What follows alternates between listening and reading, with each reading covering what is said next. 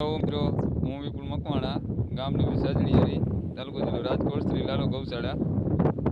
આ ગાય માતા 7-8 દિવસથી પગમાં તકલીફ થઈ ગઈ છે, તો ઊભા નથી થઈ શકતા. પરિસ્થિતિ અત્યારે એવી છે કે આપણે ઘોડીની જરૂર છે, એ ગાય માતાને ઊભી કરવા માટે સરળ થાય. તમે જોઈ શકો તો અહીંયા રહેવાની વ્યવસ્થા નથી, એટલે આપણે ખાટલો રાખ્યો છે ઉપર, જેથી કરીને છાંયું આવે.